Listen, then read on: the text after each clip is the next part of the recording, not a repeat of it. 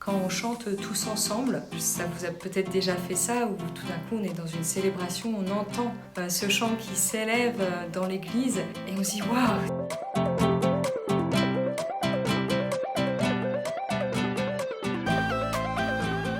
Je m'appelle Émilie, j'habite à Épinal, j'ai 34 ans et chrétienne depuis toujours.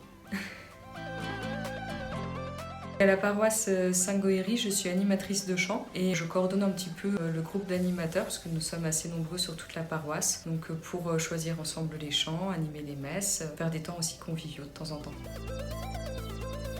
J'ai toujours bien aimé chanter, notamment à la messe. Quand j'étais plus jeune dans ma paroisse à Mirecourt, on animait déjà des messes pour les jeunes à ce moment-là. Et accessoirement aussi, je suis trompettiste amateur.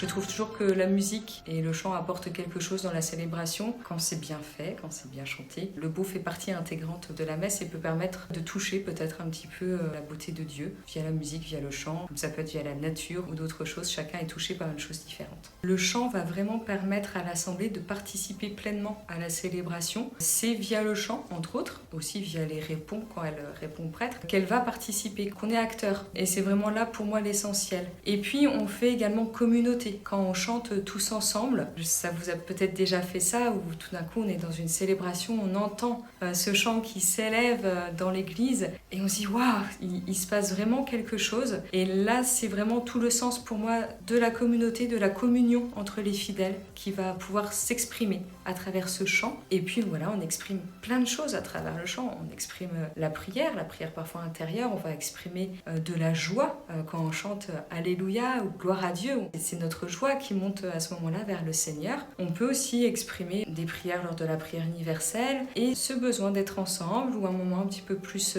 intime quand on a parfois des chants un petit peu plus tranquilles. Toutes ces choses-là permettent vraiment pour moi à l'Assemblée de vivre la célébration, qu'il se passe vraiment quelque chose et qu'elle puisse rentrer en communion avec le mystère qu'on célèbre à ce moment-là.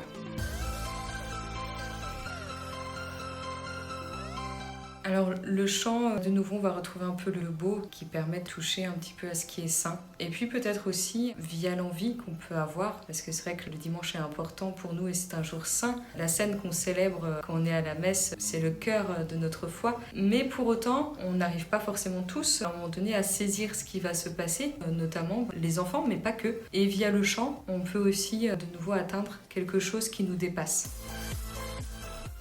Donc on organise actuellement une grande journée autour de la musique liturgique. Donc via la musique, j'entends par là le chant, que ce soit le chant choral, mais également le chant pour les animateurs de chant. Et aussi la musique avec les instruments. Les gens qui jouent de la flûte, du violon, de la trompette, voilà, tout instrument de musique. Et bien entendu les organistes. Le but, c'est de passer une journée tous ensemble autour de la musique. Qu'on soit petit ou grand, jeune ou moins jeune, il y aura des ateliers en fait. Donc le samedi 15 octobre à Éloie, à partir de 9h45 et puis la fin de la messe sera autour de 18h30.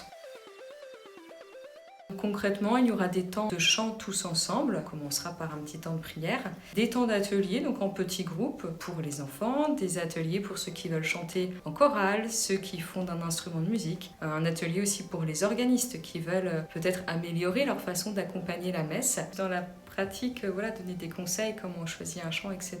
Et puis on se réunira aussi quand même tous le midi autour d'un repas où chacun amènera son pique-nique, des jeux pour les enfants également, pour qu'il puisse y avoir cet aspect aussi un petit peu festif. Et cette grande journée, elle se clôturera par une messe que nous animerons, que nous chanterons tous ensemble. Donc voilà, un petit peu de travail du chant, de travail de la musique, et puis surtout la convivialité. C'est quand même beaucoup plus agréable que quand on est tout seul dans son coin. C'est aussi d'apprendre à se rencontrer. Des fois, entre instrumentistes et organistes, on se connaît pas forcément et on n'ose pas quand on joue de la flûte à aller voir l'organiste pour dire est-ce que je peux venir aussi avec ma flûte, ou inversement quand on est organiste, des fois on aimerait bien rencontrer d'autres instruments pour qu'ils viennent donner un coup de main. Donc c'est aussi l'occasion de se rencontrer et d'échanger autour vraiment de la musique et du chant.